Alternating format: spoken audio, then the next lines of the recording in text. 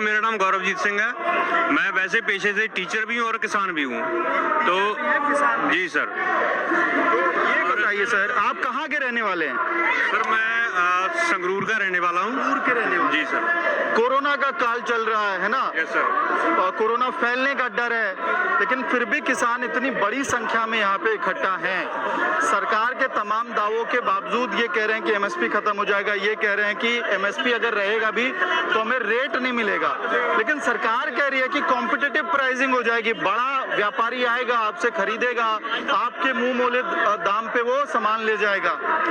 Sir ये competitive eating जो pricing की आप बात बोल रहे हो, ये तो बासमती में भी है। तो पहले जिसका रेट 4000 के ऊपर था, आज उसका रेट 1800 में बिक रही है। मक्की का लगा लो, जैसे सर ने बताया 600 रुपए में बिक रही है। सर एक्चुअली क्या है, जो ये सिस्टम है ना, ये बिल्कुल ही कोऑपरेटिव के हाथ में जा रहा है। कॉर्पोरेट के हाथ? बिल्कुल बिल्कुल सर।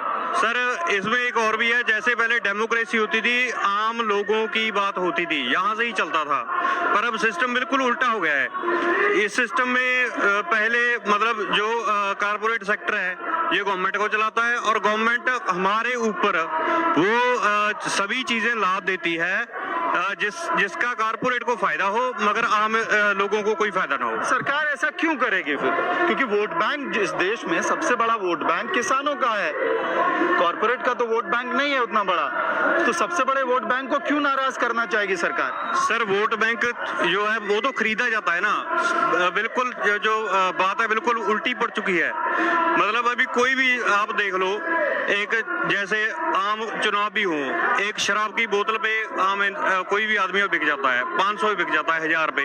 और सर अब जो ये मतलब सिस्टम आ रहा है, इसमें आप देखो 5 किलो गेहूं या चावल, ये जो मतलब सरकार लेके आई है, इसी को हम लोग विकास समझने लगे हैं। मतलब जैसे सर पहले होता था कि किसी आदमी के सपने होते थे कि मैं ये करूंगा, आगे जाके मैं ऐसा करूंगा, पर अब तो हर किसी को ऐसा ही है कि मेरे को 5 किलो गेहूं मिल जाए या चावल मिल जाए। सिस्टम सर बिल्कुल उल्टा पड़ चुका है। जी।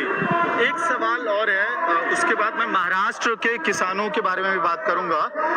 ये सवाल है कि मान लिया एमएसपी के कानून से आपको समस्या है, मंडी वाला जो कानून है जिसमें प्राइवेट प्लेयर्स आ रहे हैं, 2 और कानून है।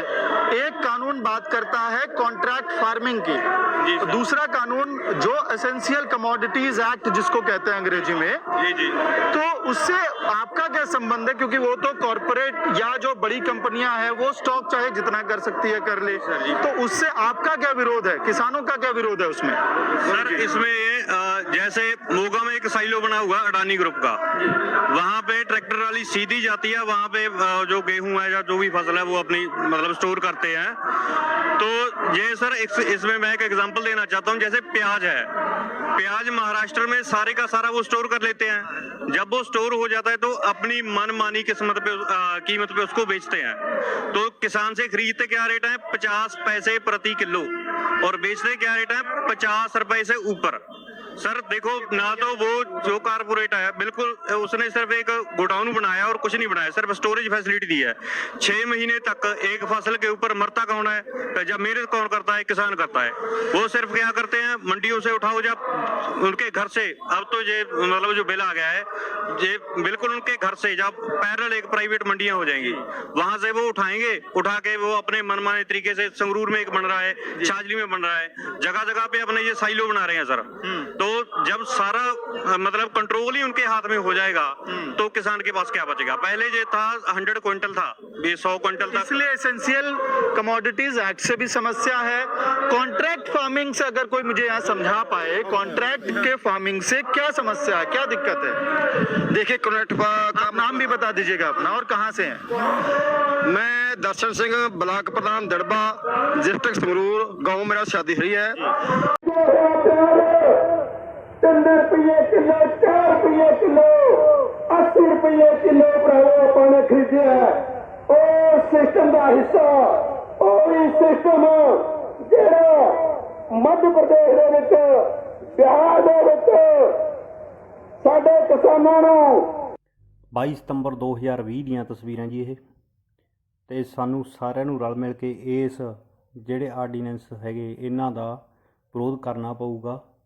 ਬਾਕੀ ਵੀਡੀਓ ਬਣਾਉਣ ਦਾ ਤਾਂ ਹੀ ਫਾਇਦਾ ਜੇ ਕਿਸਾਨੀ ਬਚੂਗੀ। ਅਤੇ ਮੈਂ ਦੇਖਿਆ ਜਿਵੇਂ ਇਹਦੇ 'ਚ ਸਾਰੇ, ਚਾਹੇ ਉਹ ਕੋਈ ਮੁਸਲਿਮ ਭਾਈਚਾਰਾ ਹੈ, ਚਾਹੇ ਕੋਈ ਹਿੰਦੂ ਭਾਈਚਾਰਾ ਹੈ, ਚਾਹੇ ਉਹ ਕਿਸੇ ਜਾਤੀ ਧਰਮ ਨਾਲ ਸੰਬੰਧਿਤ ਹੈ, ਸਾਰਿਆਂ ਨੇ ਬਹੁਤ ਵੱਧ ਚੜ੍ਹ ਕੇ ਹਿੱਸਾ ਪਾਇਆ। ਅਤੇ ਸਾਨੂੰ ਇਸ 'ਚ ਵੱਧ ਚੜ੍ਹ ਕੇ ਹਿੱਸਾ ਪਾਉਣਾ ਵੀ ਪਊਗਾ ਜੇ ਅਸੀਂ ਕਿਸਾਨੀ ਅਤੇ ਕਿਸਾਨ ਨੂੰ ਬਚਾਉਣਾ ਹੈ, ਜੇ ਅਸੀਂ ਆਪਣਾ ਪੰਜਾਬ ਹੱਸਦਾ ਵਸਦਾ ਰੱਖਣਾ ਹੈ ਤਾਂ।